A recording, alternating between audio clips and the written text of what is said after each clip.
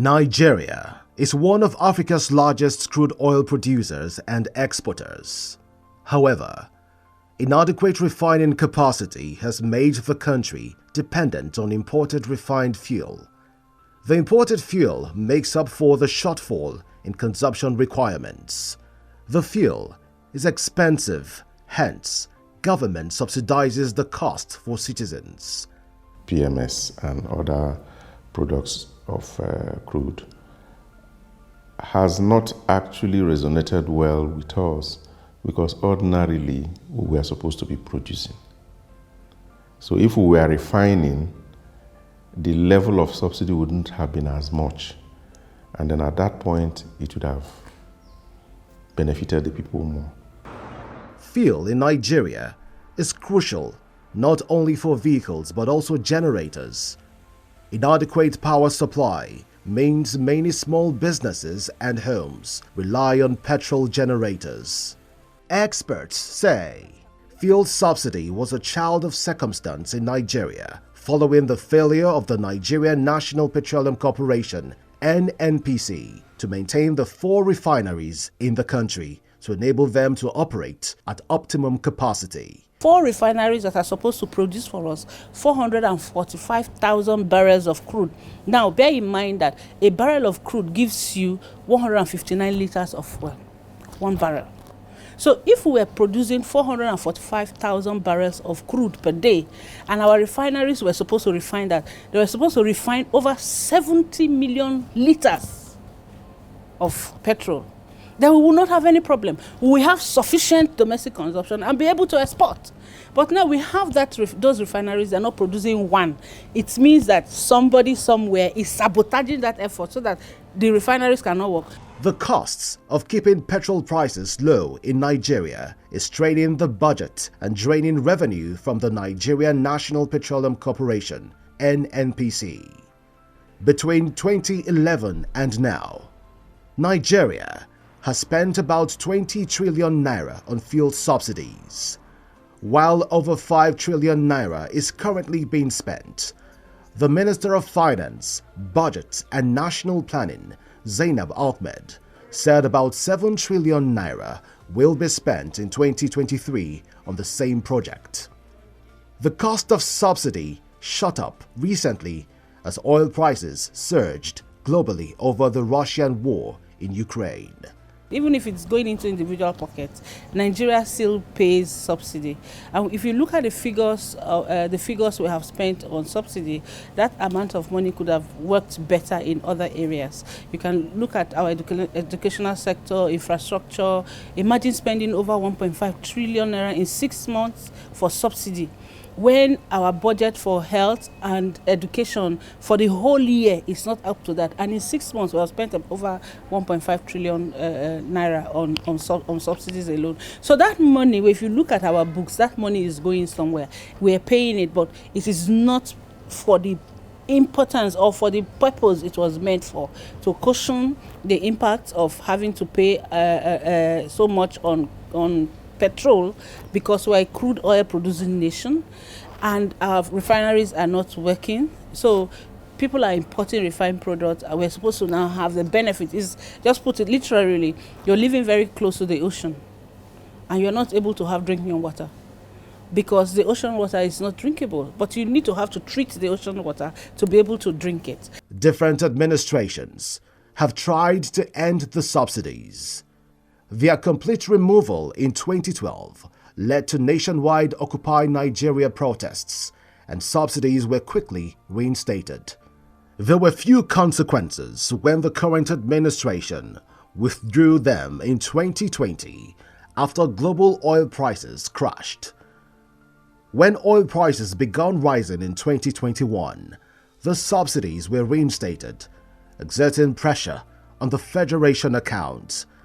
This led to an announcement of planned removals in November, which were retracted earlier this year after the Nigeria Labour Congress (NLC) and Trade Union Congress (TUC) threatened to embark on mass protests.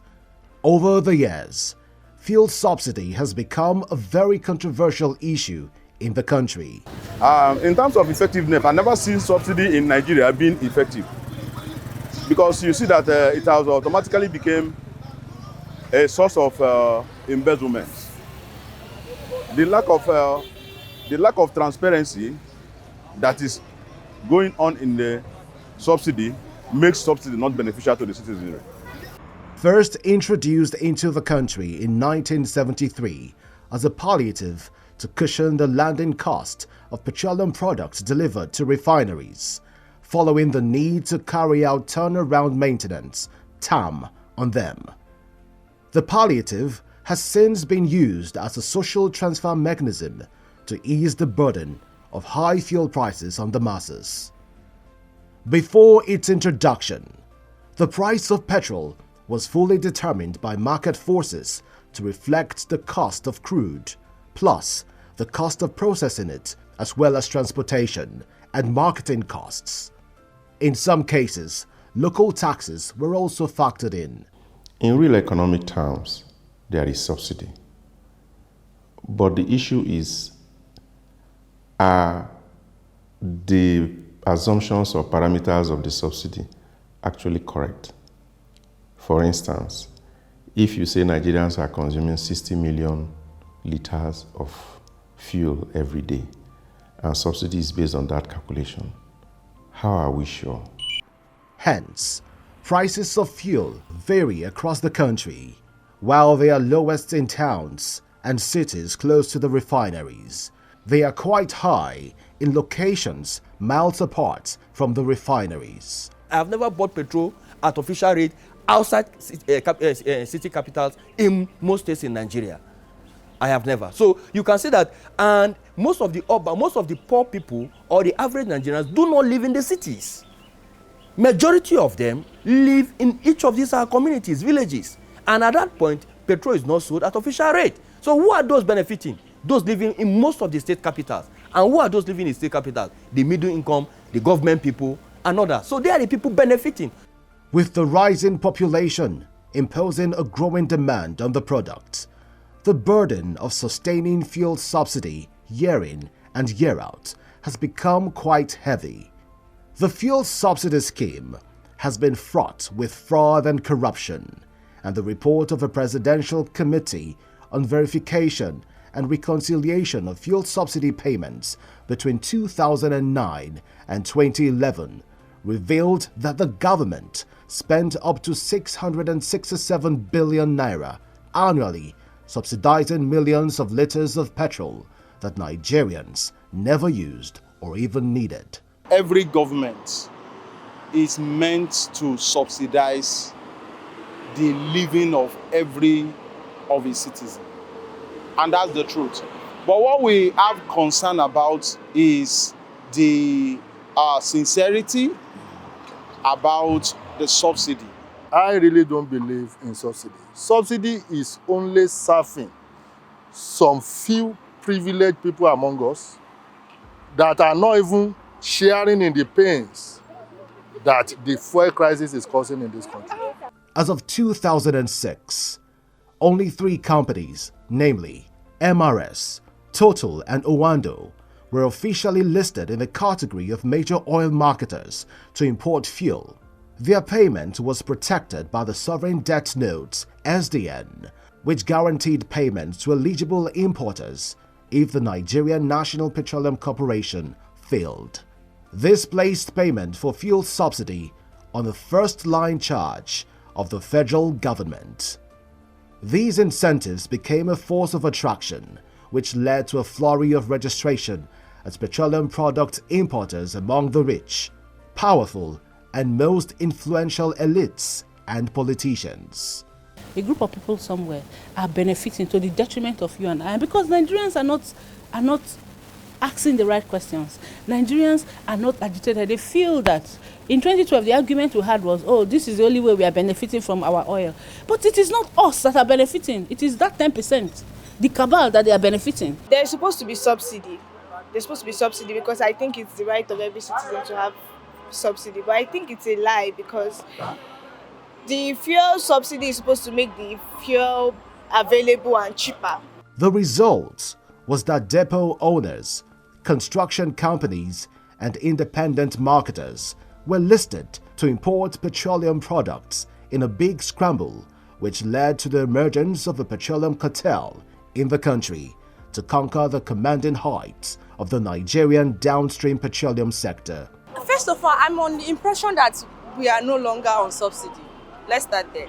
Because I don't think this subsidy thing is working. The fuel is still scarce, the fuel is still expensive, so yes, I don't think subsidy is working. As you want to remove subsidy, you create a kind of mass transport system that can reduce the suffering of the masses. You design your economic plan in such a way that there will be a kind of reduction in the prices of things of commodities in the market. So when all these things are not put in place, don't you think we cannot move anywhere, even if they remove the subsidy? Totally. From only 3 major oil marketers listed as beneficiaries of petroleum subsidy in 2006, the number of beneficiaries increased rapidly to over 100. Experts believe that removal of fuel subsidy will be good for the country because it benefits only the rich and the middle class.